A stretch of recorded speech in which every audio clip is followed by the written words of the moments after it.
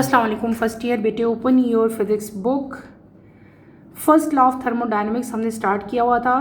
First law of thermodynamics मैंने आपको पढ़ाया, उसकी स्टेटमेंट हमने की, देन हमने उसकी दो एग्जांपल्स बेटे की थी। उसके बाद हमने आइसोथर्मल प्रोसेस और एडियाबैटिक प्रोसेस मैंने आपको कम्प्लीटली करवाए थे, और इन दोनों के डिफरेंसेस भी मेन जो डिफरेंसेस थे वो भी मैंने आपको राइट करवा दिए थे। आज जो टॉपिक हम स्टार्ट करेंगे बेटे, अपनी बुक का पेज नंबर 125 आप लोग ओपन करें। Page number 125। टॉपिक आपका है 6.5 रिवर्सेबल एंड इरिवर्सेबल प्रोसेसेस। ये हम आज डिटेल से पढ़ेंगे। Let's start with the reading, then इंशाल्लाह मैं आपको इसको एक्सप्लेन करूँगी। A reversible process is one which can be retraced in exactly reverse order without producing any change in the surroundings. In the reverse process, the working substance passes through the same stages as in the direct process, but thermal or mechanical effect at each stage are exactly reversed. If heat is absorbed in the direct process, it will be given out in the reverse process, and if the work done by the substance in the direct process, work will be done on the substance in the reverse process. Hence, the working substance is restored to its original conditions. A succession of events which bring the system back to its initial condition is called a cycle.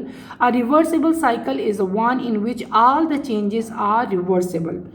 Although no actual change is completely reversible, but the processes of liquefaction and evaporation of a substance performed slowly are practically reversible. Similarly, the slow compression of a gas in a cylinder is a reversible process, as the compression can be changed to expansion by slowly decreasing the pressure on the piston to reverse the operation. If a process cannot be retraced in the backward direction by reversing the controlling factor, it is an irreversible process. All changes which occur suddenly or which involve friction or dissipation of energy through conduction, convection, or radiation are irreversible. An example of highly irreversible process is an explosion. अभी जिस topic की मैंने बेटे reading की है, that is reversible and irreversible process. नाम से पता चल रहा है रिवर्सेबल प्रोसेसेस कौन से होते हैं, जिनके अंदर ये एबिलिटी होती है कि वो रिवर्स हो जाते हैं, वो बैकवर्ड होते हैं और दोबारा अपनी ओरिजिनल कंडीशन पे ही वापस जा सकते हैं। इस तरह के रिएक्शंस को, इस तरह के प्रोसेसेस को जो कि बैकवर्ड मूव कर सकते हैं और अपनी ओरिजिनल कंडीशन पे वापस आते हैं, उनको हम लोग क्या कहते हैं, रिवर्सेबल कहते हैं। और ऐसे तमाम रिएक्शंस जिनके अंदर ये कैपेबिलिटी नहीं होती बेटे कि जब एक दफ़ा वो रिएक्शन कंप्लीट हो गया, एक दफ़ा उसकी शेप चेंज होगी या एक दफ़ा उसका फेस चेंज हो गया, एक दफ़ा रिएक्टेंट ने जब रिएक्ट किया वो प्रोडक्ट में कन्वर्ट हो गए, जब भी उनकी कंडीशन चेंज हुई, जब भी उनका फेस चेंज हुआ, जब भी कोई किसी भी तरीके से जब वो चेंज हो जाते हैं, तो उनके अंदर ये एबिलिटी ना हो कि वो अपनी रियल कंडीशंस पे वापस आ सकें, तो ऐसे प्रोसेसेस को हम लोग क्या कहते हैं, इरिवर्सिबल प्रोसेसेस कहते हैं। पहले मैं आपको अच्छी तरह से एक्सप्लेन करूंगी रिवर्सिबल प्रोसेसेस। रिवर्सेबल, ठीक है, रिवर्सिबल प्रोसेसेस वो हैं जो कि रिट्रेस हो सकते हैं एग्जैक्टली इन रिवर्स ऑर्डर। लेकिन जब ये रिवर्स ऑर्डर में बेटे ये चेंज होंगे, तो इसमें जो है कोई भी चेंज नहीं आना चाहिए सराउंडिंग में। जिस तरह पहले थी उसी कंडीशन में आपको वो चीज़ जो है वो वापस मिलनी चाहिए। तो उसको हम लोग क्या कहेंगे, हम लोग कहेंगे दीज आर रिवर्सिबल प्रोसेसेस। जब रिवर्स प्रोसेसेस होते हैं तो जो सब्सटेंस की वर्किंग हो रही होती है ना बेटे, वो सेम वही स्टेज पे होती है। जिस तरह जैसे सपोज मैं सिंपल सी एग्जांपल देती हूँ, आपके पास कोई भी सब्सटेंस है, ए किस में कन्वर्ट हुआ बी में, बी किस में कन्वर्ट हुआ सी, एंड देन सी जो है वो एंड प्रोडक्ट डी में कन्वर्ट हुआ। अब ये क्या था, ये एक प्रोसेस हुआ। लेकिन अगर मैं कहती हूँ कि ये प्रोसेस रिवर्सेबल हो, तो जिस तरह से स्टेप बाय स्टेप ए जो है वो डी में कन्वर्ट हुआ, इसी तरह अगर डी दोबारा ए में कन्वर्ट होगा तो हम क्या कहेंगे, ये रिवर्सेबल है। क्या मेरे कहने का मतलब क्या है कि D जो है वो पहले C में कन्वर्ट होगा, C जो है वो B में कन्वर्ट होगा एंड B जो है वो A में कन्वर्ट होगा, क्योंकि जब A D में कन्वर्ट हुआ था तो तब भी उसने B और C में कन्वर्जन हुई थी ना। तो इसी तरह D को रिवर्स वापस होने के लिए A में B और C फेज से गुजरना पड़ेगा। तो जब क्या होता है कि कोई भी सब्सटेंस सेम स्टेजेस से जो है वापस जाएगा, तब हम क्या कहेंगे, रिएक्शन जो है वो आपका रिवर्सेबल है। जब रिएक्शन रिवर्सेबल होता है तो क्या, अगर किसी भी रिएक्शन में हीट एब्जॉर्ब होती है, ठीक है, तो सपोज कर रहे हैं हम लोग कि कोई भी रिएक्शन है जिसमें क्या हुआ, हीट जो है वो एब्जॉर्ब हुई। डिफरेंट टाइप की रिएक्शंस है ना, कुछ एक्सोथर्मिक है, कुछ एंडोथर्मिक है, किसी में हीट एब्जॉर्ब हो रही है, किसी में हीट इवॉल्व हो रही है। हम बात कर रहे हैं कि अगर किसी रिएक्शन के दौरान, किसी भी चेंज के दौरान कोई भी सब्सटेंस है ना वो चेंज हो रहा है, वो डिफरेंट स्टेजेस से पास हो रहा है, इस पूरे स्टेजेस में अगर हीट एब्जॉर्ब हुई है डायरेक्ट प्रोसेस में, ठीक है, तो जब रिवर्स प्रोसेस होगा तो वर्क डन जो होगा उस सब्सटेंस से वो डायरेक्ट प्रोसेस में जो होगा, तो उसी तरह से हीट जो है वो वापस जाएगी अपने ओरिजिनल स्टेज में। अगर तो ऐसे होगा तो वो रिएक्शन क्या होगा, रिवर्सेबल होगा। अगर नहीं तो क्या होगा, वो रिएक्शन को हम लोग क्या कह देंगे, इरिवर्सेबल हो जाएंगे। सिर्फ और सिर्फ ये नहीं है कि एक चीज़, एक सब्सटेंस जो है वापस अपनी ओरिजिनल कंडीशन में चल जाए, नहीं, बल्कि जो अमाउंट ऑफ हीट है, जो वहाँ पे टोटल वर्क डन था, वो भी ओरिजिनल कंडीशंस पे वापस जाना चाहिए। यहाँ पे आपकी बुक में बेटे की एग्जांपल, एक स्टेटमेंट लिखी हुई है, डेफिनेशन लिखी हुई है साइकिल की। What is cycle? साइकिल क्या होता है कि किसी भी सिस्टम को वापस अपनी ओरिजिनल पोजीशन पे लेके जाने के लिए जिन इवेंट से गुजरना पड़ता है, जो इवेंट्स हैं, सक्सेशन ऑफ इवेंट्स हैं, बहुत सारे इवेंट्स आते हैं ना बीच में। जैसे मैंने आपको एग्जाम्पल दी थी कि ए जो है वो डी में कन्वर्ट हुआ, ठीक है, इसी तरह डी को ए में कन्वर्ट होने के लिए पहले क्या करना पड़ा था, पहले वो सी में कन्वर्ट हुआ था, फिर वो बी में कन्वर्ट हुआ था। तो क्या हुआ कि एक फेजेस आए, डी से सी में, सी से बी में और बी से ए में। तो ये जो पूरा एक सेक्शन के फेजेस थे, इन पूरे फेजेस को हम लोग क्या कहते हैं, साइकिल कहते हैं। तो साइकिल को आप लोग कैसे डिफाइन करोगे, a succession of events which bring the system back to its original condition. एक पूरा फेजेस का सक्सेशन जो कि सिस्टम को वापस उसकी इनिशियल कंडीशन पे लेके जाए, उसको हम लोग क्या कहते हैं, साइकिल कहते हैं। और रिवर्सिबल साइकिल वो होता है जो कि किसी भी फेज़ में ऐसा चेंज लाए कि आपकी जो एंड प्रोडक्ट है वो वापस अपनी ओरिजिनल कंडीशन में चेंज हो जाए। इसमें फिर आगे हमने ये क्या पढ़ लिया, रिवर्सिबल मैंने आपको समझाया। रिवर्सिबल रिएक्शंस की बहुत सारी बेटे जो है एग्जांपल्स हैं। कंप्लीटली तो कोई भी अगर हम अपने इर्द गिर्द देखें तो कंप्लीटली जो है, कंप्लीटली तो कोई भी जो रिएक्शन है या कोई भी ऐसी एग्जांपल नहीं होती कि जो कि कम्प्लीटली रिवर्सेबल हो। हाँ, अलबत्ता ये है कि कम्प्लीटली रिवर्सेबल नहीं होती, थोड़ा बहुत जो है एनर्जी का लॉस या थोड़ी बड़ी कंडीशन जो है वो थोड़ी बहुत जो है उसकी चेंज हो सकती है। कम्प्लीटली आप यूँ कह सकते हैं कि 100% जो है उसमें चेंज नहीं आता कि वो जो आपके पास नई एक कंडीशन एक आ गई है, नया सब्सटेंस बन गया, वो वापस अपनी ओरिजिनल कंडीशन पे जाए। तो हम ये कह सकते हैं कि वो 90% बैक जा सकता है, 95 जा सकता है, 100% वो बिल्कुल जो है उस पर रिवर्स नहीं होगा। यानी कि टोटल जो है एक्चुअल जो चेंज है ना उसमें वो टोटल चेंज नहीं आएगा, कंप्लीटली रिवर्सेबल नहीं होगा, बल्कि उसमें कुछ परसेंटेज जो है वो डिफरेंट रीज़न से, कुछ काइनेटिक एनर्जी की फॉर्म में, कुछ पोटेंशियल एनर्जी की फॉर्म में जो है वहाँ से लॉस चीज़ होगी। तो इस तरह के बहुत सारे रिएक्शंस हैं बेटे जिनको हम लोग क्या क्या कह सकते हैं, रिवर्सेबल रिएक्शंस कह सकते हैं। कॉमन एग्जांपल आपकी बुक में जो इसकी दी हुई है वो दी हुई है compression of gases. Compression of gases जो हैं ये रिवर्सिबल प्रोसेस हैं। इसी तरह जो एक्सपेंशन है वो भी जो है रिवर्सिबल प्रोसेस है। आपने और अगर आप अपने देखिए, ये तो 2 एग्जांपल आपकी बुक में दी हुई है ना, फिजिक्स की एग्जांपल्स दी हुई हैं, जैसे कि कौन सी हैं हमें बता दिया। एक मैंने आपको बताई कंप्रेशन ऑफ गैस और दूसरी कौन सी बताई, एक्सपेंशन। ये दोनों एग्जांपल्स जो हैं ये रिवर्सिबल रिएक्शंस की हैं। इसके अलावा बेटे अगर आप अपने इर्द गिर्द नज़र दौड़ाओ, अपने यूनिवर्स में देखो, तो जितने भी साइकिल्स हैं, स्पेशली वाटर साइकिल अगर आप लोग पढ़ते हो तो वो भी रिवर्सिबल है। वाटर जो है वो एक डिफरेंट अपने फेजेस चेंज करता है लेकिन वापस अपनी ओरिजिनल कंडीशन में आ जाता है। ऐसे ही है ना। अब सिंपल मैं एग्जांपल जस्ट आपको दे रही हूँ। वाटर है, सी वाटर ले लो आप लोग, सॉरी सी तो इतना नहीं, लेक वाटर लो आप लोग, रिवर वाटर लो, स्ट्रीम का वाटर लो। जब टेम्परेचर हाई होता है आपको पता है क्या होता है कि वाटर जो है वो क्या होगा, वेपर स्टेट में कन्वर्ट होगा, वेपर्स क्या हो जाएंगे, वेपर्स में बनेगा और वेपर्स के अंदर दोबारा जो है कंडेंसेशन होगी और यही वेपर जो है ये आपको पता है कि बादलों में कन्वर्ट होते हैं और दोबारा की जो है वो रेन आती है और रेन से दोबारा जो है वही पानी है और पानी से दोबारा वेपर्स बन रहे हैं। इस तरह ये साइकिल जो है ये चलता जा रहा है। दूसरी चीज़ भी जब हम फ्रीजिंग पढ़ते हैं तो फ्रीजिंग में भी ऐसे ही है, जो ग्लेशियर्स हैं वो क्या है, वो मेल्ट हो रहे हैं, मेल्ट होके क्या हो रहा है, लिक्विड फॉर्म में वाटर आ रहा है, लिक्विड से वो दोबारा वेपर्स में आ रहा है और वेपर से दोबारा कन्वर्ट हो रहा है वो किस में, लिक्विड फॉर्म में।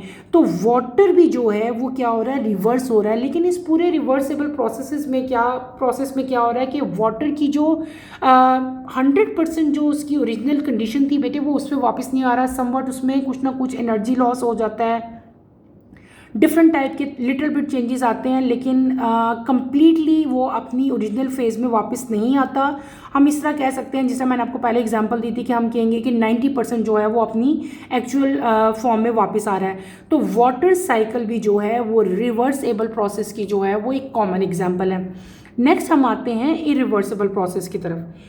इरिवर्सिबल प्रोसेस वो होते हैं जो एक दफ़ा सब्सटेंस एक नई कंडीशन में, एक नए फेज़ में जब चेंज हो जाता है तो उसके अंदर ये एबिलिटी नहीं होती कि वो वापस अपनी ओरिजिनल कंडीशन पे आ सके।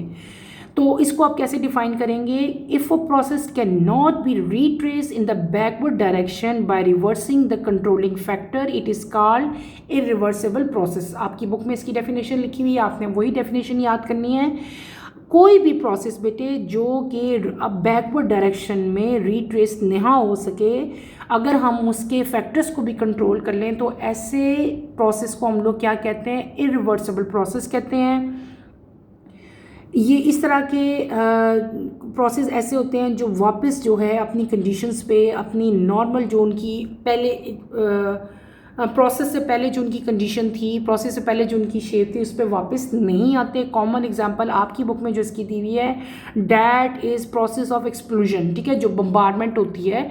डिफरेंट टाइप के आपके पास जो हैं मटेरियल्स हैं, जो हमने पढ़े थे सारे रेडियो एक्टिव आइसोटोप्स जो होते हैं, जितने भी बम्बार्डमेंट वाले हैं, जब आपको पता है जब एक कोई भी बम्बार्डमेंट हो जाती है, ठीक है, वो आप मिसाइल फायर करो, आप बुलेट्स से करो या वैसे जैसे एटॉमिक बॉम्ब होते हैं, तो ये दोबारा रिएक्शन जो है ये वापस अपनी ओरिजिनल कंडीशन में, ये तमाम के तमाम जो केमिकल्स हैं ये वापस नहीं आते।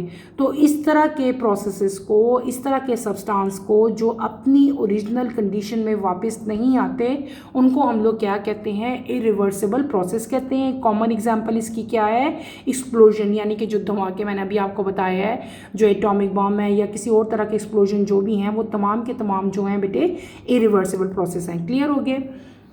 और भी बहुत सारी हमारी रूटीन में ऐसी एग्जांपल्स होती हैं इरिवर्सिबल हैं, जो दोबारा से जो है वो अपनी ओरिजिनल पोजीशंस पे वापस नहीं जा सकती। कॉमन एग्जांपल इसकी अगर आप लोग अपने घर में ही देखो, हाउस होल्ड में देखो, तो बहुत सारी एग्जांपल्स आपको नज़र आएंगी। किचन में अगर आप लोग जाएँ, बहुत सारा हम लोग खाना कुक करते हैं। आप लोग क्या लेते हो, आप रॉ मीट लेते हो, ठीक है, आप मीट को कुक करते हो और खाना पक जाता है। लेकिन अब जब आपका मीट पक गया, आप उसको वापस उसकी ओरिजिनल नहीं ना लेके जा सकते। इसका मतलब क्या हुआ कि वो जो कुकिंग है वो भी क्या है, आपका इरिवर्सिबल प्रोसेस है। ये आपने डेफिनेशन एग्जांपल यहाँ पर राइट नहीं करनी, जस्ट मैं आपको कंसेप्ट क्लियर करने के लिए जो है मैंने समझाया है कि जब एक दफ़ा आपने अपने चिकन को पका लिया बेटे, आपने रोस्ट बना लिया या कुछ भी आप बना लो, ठीक है, तो वो वापस अपनी जो ओरिजिनल कंडीशन थी उसमें वापस नहीं जा सकता। तो ऐसे तमाम प्रोसेसेस जिसमें जो कि रीट्रेस जो है बैकवर्ड रीट्रेस नहीं हो सकते, बैकवर्ड डायरेक्शन में मूव नहीं कर सकते, उनको हम लोग क्या कहते हैं, इरिवर्सिबल प्रोसेस कहते हैं। आपने इन दोनों प्रोसेसेस की बेटे डेफिनेशन याद करनी है और इन दोनों प्रोसेसेस की एग्जांपल्स जो हैं वो याद करनी है। Is that clear. अब हम चलते हैं अपने नेक्स्ट टॉपिक की तरफ। नेक्स्ट टॉपिक हमारा है हीट इंजन। इसी पेज के नेक्स्ट पे आपका आता है हीट इंजन। टॉपिक आपका है 6.6 और हीट इंजन आज हम स्टडी करेंगे। Let's start with the reading, then इंशाल्लाह इसको मैं आपको एक्सप्लेन करूँगी। A heat engine converts some thermal energy to mechanical work. Usually, the heat comes from the burning of fuel. The earliest heat engine was the steam engine. It was developed on the fact that when water is boiled in a vessel covered with the lid, the steam inside tries to push the lid off, showing the ability to do work. This observation helped to develop a steam engine. The working principle of heat engine is based on the conservation of heat energy into mechanical energy through a cyclic process. Here is how a heat engine typically operates. The working principle of heat engine involves the cyclic transfer of heat energy from high temperature reservoir to a low temperature reservoir with the objective of converting as much heat as possible into mechanical work. This process is governed by the thermodynamic principle and is essential in various applications where mechanical energy is required from heat source. बहुत easy topic है जिसकी मैंने अभी reading की है. Topic आपका है heat engine. What is heat engine? Heat engine बेटे क्या होता है? ऐसा कोई भी इंजन जो कि थर्मल एनर्जी को मैकेनिकल वर्क में कन्वर्ट करते हैं उसको हम लोग क्या कहते हैं? हीट इंजन कहते हैं. मैंने क्या बताया कि ऐसा इंजन, हीट इंजन बता रही हूँ ना, आप ये कह सकते हो हीट इंजन. हीट इंजन क्या है? जो कि थर्मल एनर्जी को मैकेनिकल वर्क में कन्वर्ट करते हैं उसको हम लोग क्या कहते हैं? हीट इंजन कहते हैं. थर्मल मीन आपका टेम्परेचर या हीट, उसको हम लोग कह रहे हैं. ठीक है. बेसिकली हमने इसमें हीट इंजन जो है ये क्या है? फर्स्ट लॉ ऑफ थर्मोडायनेमिक की आगे जो है फॉर्म है उसी की एग्जांपल है. बेटे आप लोगों को मैंने पढ़ाया था law of conservation of energy, मैंने आपको पढ़ाया था. Law of conservation of energy में हमने क्या पढ़ा था कि energy can neither be created not destroyed but it can be change from one form to another form. मैंने आपको बताया था कि एनर्जी जो है इसको ना तो हम लोग पैदा कर सकते हैं ना ही इसको हम लोग फना कर सकते हैं. यानी कि एनर्जी को हम लोग खुद प्रोड्यूस नहीं कर सकते, एनर्जी को हम लोग ख़त्म भी नहीं कर सकते. सिर्फ और सिर्फ क्या होती है? एनर्जी जो है वो अपनी फॉर्म्स को जो है वो चेंज करती है. एनर्जी एक फॉर्म से दूसरी फॉर्म में कन्वर्ट होती है. ठीक ऐसे ही है, उसकी कन्वर्जन होती रहती है, लेकिन एनर्जी की जो टोटल अमाउंट है वो क्या रहती है? वो कंजर्व रहती है, सेम रहती है. फॉर्म्स चेंज होंगी लेकिन टोटल अमाउंट क्या होगी एनर्जी की? वो कंजर्व रहेगी, वो सेम रहेगी. यही फिनोमेना हीट इंजन के अंदर भी यूज़ होता है. यहाँ पे भी law of conservation of energy he use हो रहा है. कैसे यूज़ हो रहा है? यहाँ पे एनर्जी की एक फॉर्म जो है वो दूसरी फॉर्म में कन्वर्ट हो रही है और उसी एनर्जी से जो है इंजन जो है वो वर्क कर रहा है और उस एनर्जी की वर्किंग से जो भी अप्लायंसेज है, डिफरेंट टाइप के व्हीकल्स हैं जो कि मूव कर रहे हैं, सारा उसमें फिनोमेना जो है वो कंजर्वेशन ऑफ एनर्जी ही हमने यूज़ करनी है. यहाँ पे हीट इंजन में जो एनर्जी यूज़ हो रही है that is thermal energy. Thermal energy convert हो रही है किस में बेटे? मैकेनिकल वर्क में, मैकेनिकल एनर्जी में. आप उस एनर्जी से क्या कर रहे हैं? वर्किंग कर रहे हैं और उस वर्किंग से क्या हो रहा है? हीट इंजन जो है वो वर्क कर रहा है और हीट इंजन से डिफरेंट टाइप की जो ट्रेन्स हैं बेटे वो जो है फिर आगे वर्किंग अपनी करती है. सबसे पहला हीट इंजन जो था, जो आज से बहुत देर पहले, अब तो तकरीबन आलमोस्ट वो ख़त्म हो चुके हैं, सबसे पहला हीट इंजन जो डिस्कवर हुआ था, इन्वेंट हुआ था, डैट इज स्टीम इंजन. उसको क्या कहते थे? स्टीम इंजन कहते थे. स्टीम से पता चल रहा है वो किससे बन रहा है, किससे वर्किंग हो रही है? स्टीम से. स्टीम क्या चीज़ है? स्टीम है भाप. जब पानी गर्म होता है, जब पानी बॉयल होता है, तो आपने कभी अगर आप अपने स्टोव पे भी अगर आप लोग पानी रखो तो पानी के ऊपर से आपको स्टीम जो है वो नज़र आएगी निकलती हुई, एक स्मोक की फॉर्म में आपको नज़र आएगी. That is known as steam. तो सिंपल फिनोमेना आप चेक कर सकते हैं कि अगर आप अपने स्टोव में भी कोई भी ऐसा बर्तन लो जिसके ऊपर एक लिड हो, ढकना हो, ठीक है, लेकिन वो ढकना टाइटली बंद ना हो, वैसे ही आपने उसके ऊपर ढकना रखा हो, आप नीचे से अगर बर्नर अपना ऑन करो ना बेटे, तो क्या होता है कि जब उस आपका पानी बॉयल होना शुरू हो जाता है, तो जब बॉइलिंग पॉइंट आता है, पहले तो हमने बॉइलिंग पॉइंट को डिटेल से पढ़ा हुआ है. पहले क्या होता है? पहले आता है बॉइलिंग पॉइंट. जब वाटर बॉयल होना शुरू होता है तो क्या बनना शुरू होती है? स्टीम.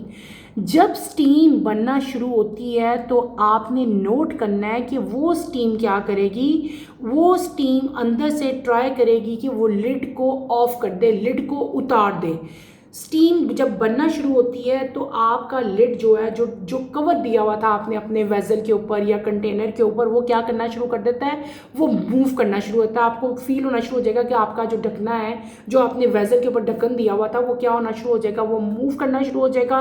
और इतनी स्टीम प्रोड्यूस होती है, उस स्टीम के अंदर इतनी फोर्स होती है बेटे, उसके अंदर इतनी एबिलिटी होती है कि वो उस ढक्कन को, उस लिड को वहाँ से उतार देगा। ठीक है, यही फिनोमेना साइंटिस्ट ने यूज़ किया किस चीज़ में, हीट इंजन में। कहाँ से आइडिया आया, ये जो मैंने आपको भी बताया है कि स्टीम प्रोड्यूस हुई और इसकी वजह से जो है लिड जो है वो ऑफ होगी।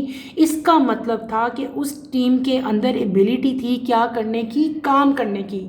यानी कि जो स्टीम थी उसने क्या काम किया, it tries to push off the lid. ठीक है, उसने उस लिड को पुश कर दिया। इसका मतलब क्या हुआ कि उस स्टीम के अंदर एबिलिटी थी to do work.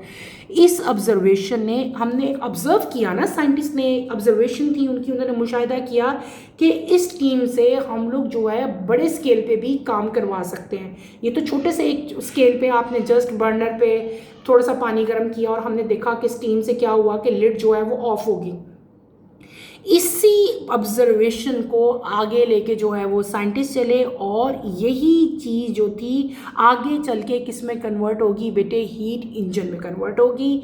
Heat engine जो है बेटे ये बेस करता है कंजर्वेशन ऑफ हीट एनर्जी पे। ठीक है, इसमें हम लोग क्या करते हैं कि हीट एनर्जी को कन्वर्ट करते हैं मैकेनिकल प्रोसेस में टू अ साइक्लिक प्रोसेस। ये इसमें डिफरेंट फेजेस हैं, ये पूरा एक साइकिल है, स्टेप बाय स्टेप जो है वो काम होता है और हीट इंजन जो है वो फिर ऑपरेट करता है। बहुत सारे ऐसे बते ऐसी मशीनरीज हैं, बहुत सारी ऐसी व्हीकल्स हैं, बल्कि अब तो ख़त्म हो चुकी हैं। बहुत देर पहले जो ट्रेन्स थी, स्टीम ट्रेन्स चलती थी और उसके अंदर यही फिनोमेना यूज़ होता था कि जो हीट एनर्जी थी, जो थर्मल एनर्जी थी, वो मैकेनिकल एनर्जी में कन्वर्ट होती थी और उस स्टीम से जो है वो ट्रेन जो है वो चलती थी।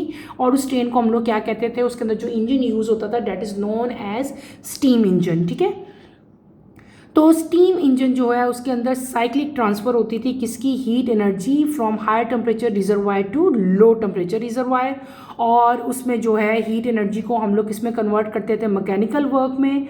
और ये एक बड़ी एक जो है ना इम्पॉर्टेंट एप्लीकेशन है बेटे किसकी, फर्स्ट लॉ ऑफ थर्मोडायनेमिक्स की, that is known as heat engine. Clear हो गया।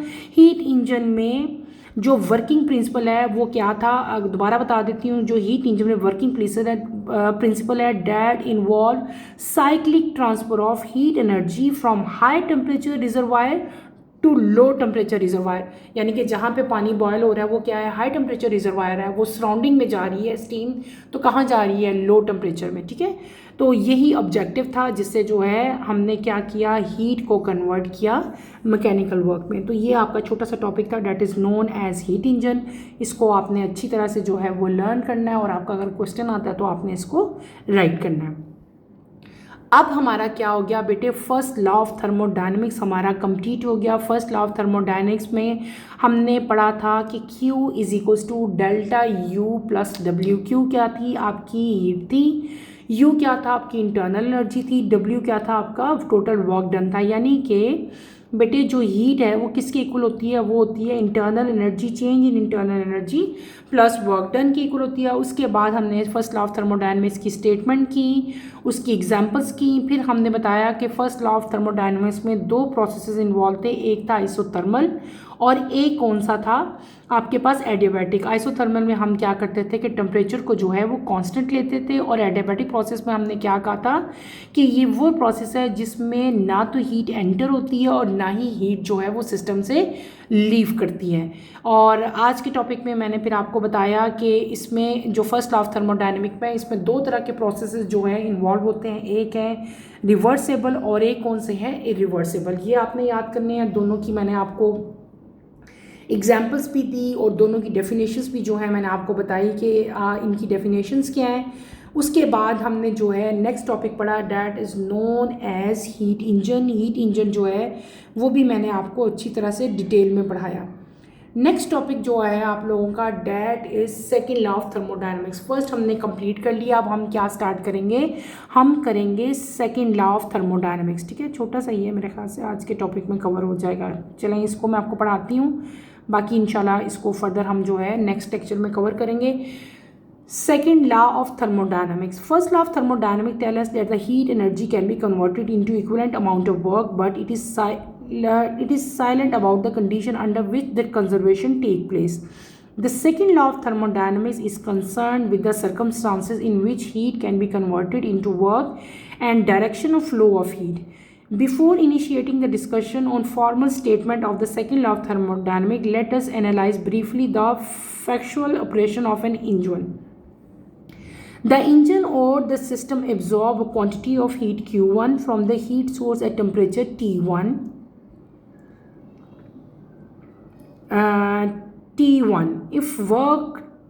If it does work W and expel heat Q2 at low temperature reservoir at temperature T2.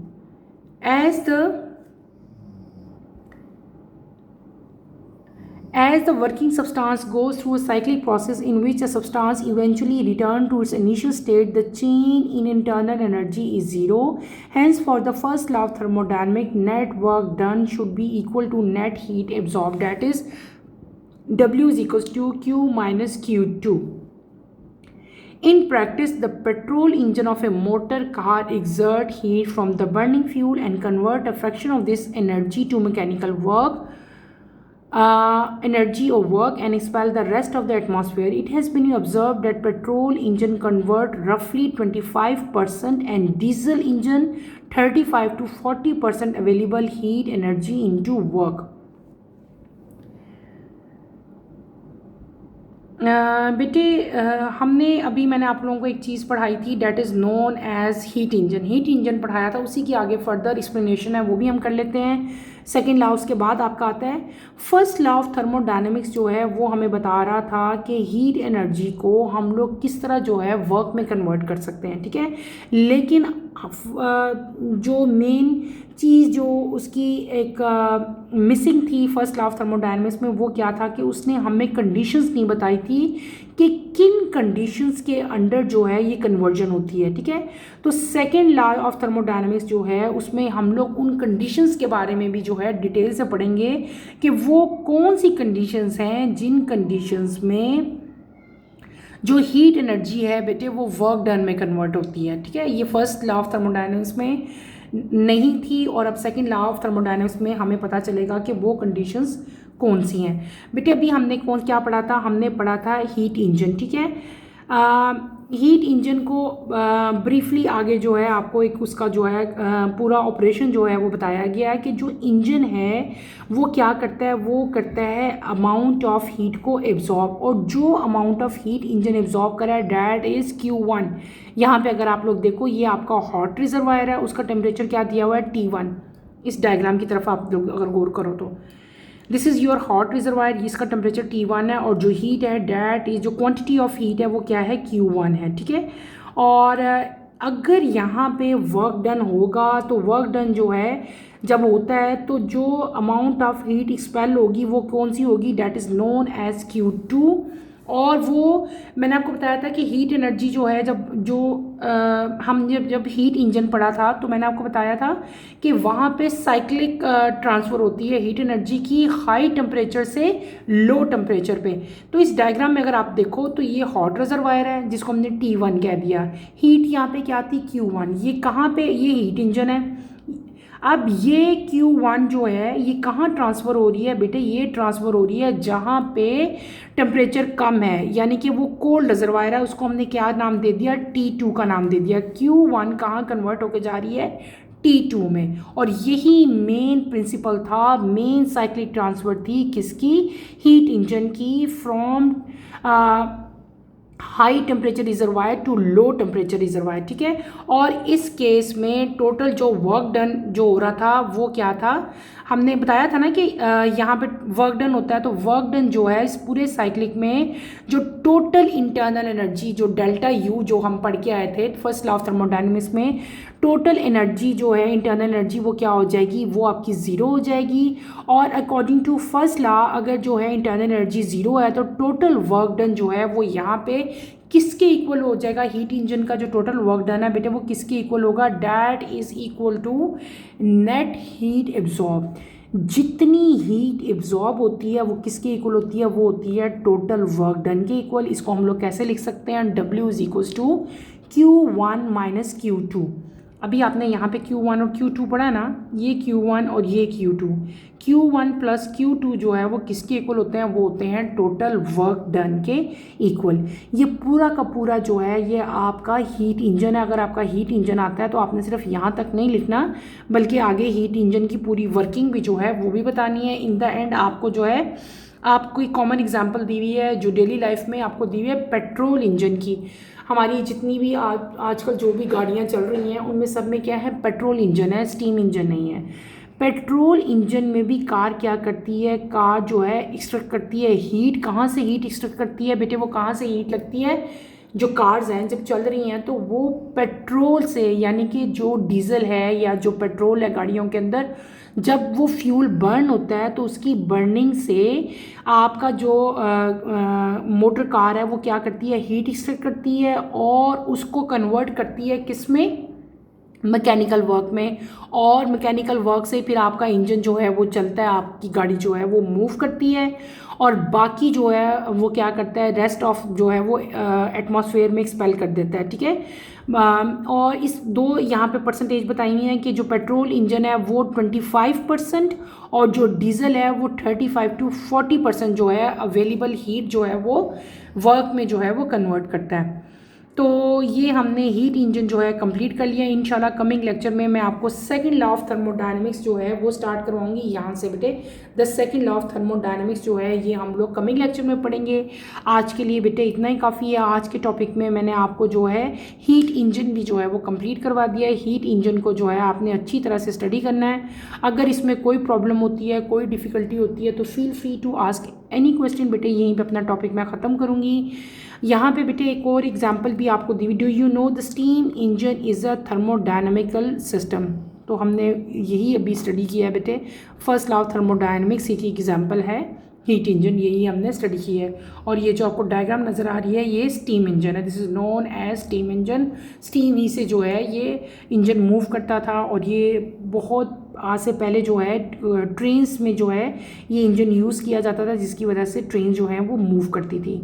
इंशाल्लाह बेटे कमिंग लेक्चर में हम लोग सेकंड लॉ ऑफ थर्मोडायनामिक्स जो है वो स्टार्ट करेंगे। कमिंग लेक्चर की नोटिफिकेशन के लिए आप चैनल को शेयर करें, लाइक करें और सब्सक्राइब करो। और यहीं पे अपना टॉपिक मैं ख़त्म करती हूँ। अल्लाह हाफिज़ फर्स्ट ईयर, टेक केयर बेटे, अपना बहुत सारा ख्याल रखिएगा।